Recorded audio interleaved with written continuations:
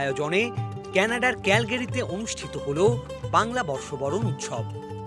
আয়োজনে উপস্থিত ছিলেন অ্যালবার্টার প্রধানমন্ত্রী ড্যানিয়েল স্মিথ।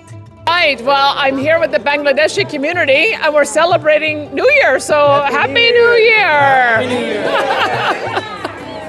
তো পশ্চিমা ধারা যত রকম সঙ্গীত আছে সেগুলো যেহেতু আমি সেলফ টট, সেই সূত্রে জ্যাজ রক ফিউশনটা আমি মনে করছি যে বাংলার সংস্কৃতির সাথে, জ্যাজ হলো সেমি ক্লাসিক্যাল মিউজিক ওয়েস্টার্ন, সেটা আমাদের এর সাথে খুব সুন্দরই ফিউজ করতে পারছে।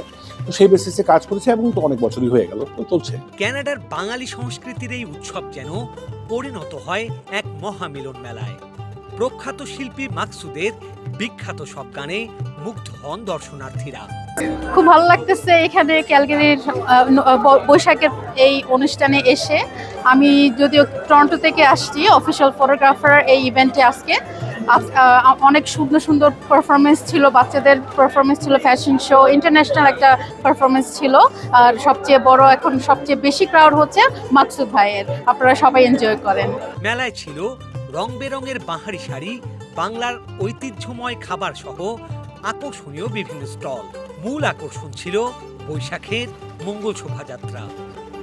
বাংলাদেশ কানাডা অ্যাসোসিয়েশন অফ ক্যালগারির আয়োজনে আজকের পয়লা বৈশাখে প্রবাসীরা এটাই প্রমাণ করেছে আমরা বাংলাদেশকে ভুলি নাই, আমরা বাংলাদেশের সংস্কৃতি পয়লা বৈশাখকে এখনো হৃদয়ে প্রচণ্ডভাবে ধারণ করি। কর্মময় জীবনের একঘেয়েমি থেকে বের হয়ে প্রবাসী বাঙালিরা মেতে ওঠেন আনন্দ উৎসবে। মধ্যরাত পর্যন্ত চলে বর্ণিল এই আয়োজন। নারী পুরুষ আর শিশু কিশোরদের পদচারণায় পুরো সেন্টার পরিণত হয় একখণ্ড বাংলাদেশে।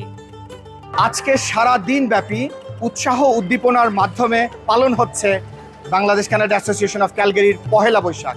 সারা দিন ব্যাপী এই আয়োজনে আমরা এই ধরনের একটি ইভেন্টের আয়োজন করতে পেরে খুবই আনন্দিত। প্রবাসে থেকেও বাংলাদেশের একটা ফিলিংস আমরা পাচ্ছি আজকের এই অনুষ্ঠান থেকে। বাঙালির চিরাচরিত আড্ডা আর গানে সুরে কবিতা নাচের মুদ্রায় মেতে ওঠে পুরো উপস্থিতি।